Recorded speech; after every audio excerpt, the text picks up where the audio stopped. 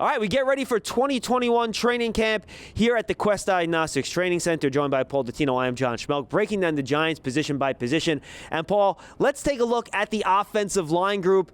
And if there's one consistent thing throughout this group, you could have 5 guys starting, Paul, that have all been drafted or came out of college within the last 4 years. It is a young group. That's what you're trying to say, John, and that's totally understandable. The good news is, once again, when we use that magical word of continuity, you've got guys who have at least grown together, learned some of the things of the Giants' way together, and that should absolutely help their cohesiveness. And this is a group that Dave Gettleman and the coaching staff is counting on improving from last year to this year. And a lot of that is Rob Sale, their new offensive line coach, coming in and trying to provide some stability after swapping between a couple different coaches last year. Well, remember, Rob Sale during his college days, originally a strength and conditioning coach at Alabama, so you know the Saban-Judge connection kind of works in his favor there.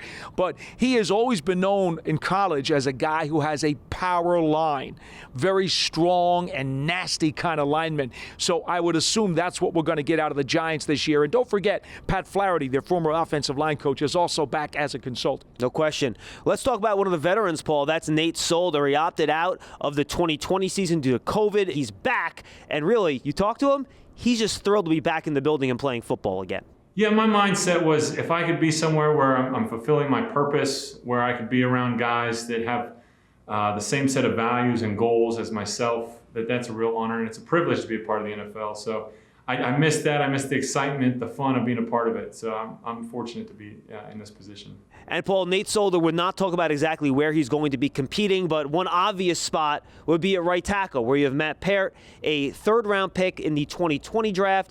Solder obviously has not played right tackle since he was a rookie back in 2011. So that could be a fun competition to watch here over on the right side. Well, Solder's got the smarts, though, to handle the position if they do have him swing over there, or if, for that matter, he winds up being the third tackle and has to play backup to both left and right sides. Think about Peart. In only 15% of the snaps last year, he showed an awful lot of potential. So the Giants really are looking at him to assert himself and take another step forward. He has the length and athleticism you want out of an offensive tackle in the NFL. The other competition's at guard.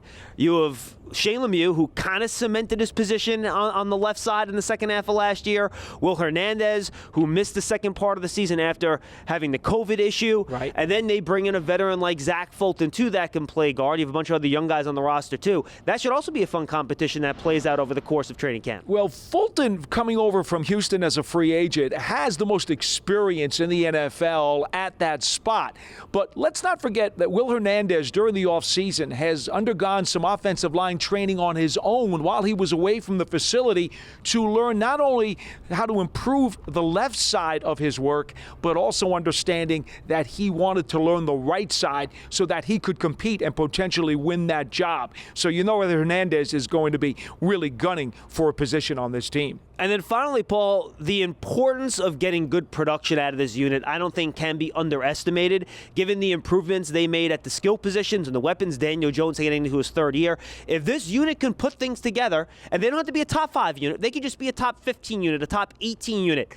It could really unlock this offense and we could see some real special stuff. Well, we also know the Giants do like to run with double tight ends and maybe even triple tight ends on occasion. Don't forget, they can also supplement that blocking up front to help what should be an explosive passing attack. And by the way, we haven't mentioned Andrew Thomas by name. I feel like we should.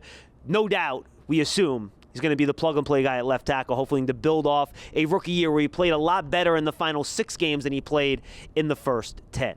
For Paul Dottino, I'm John Schmeelk. A look at the Giants' offensive line as we look at the Giants position by position heading into training camp in 2021.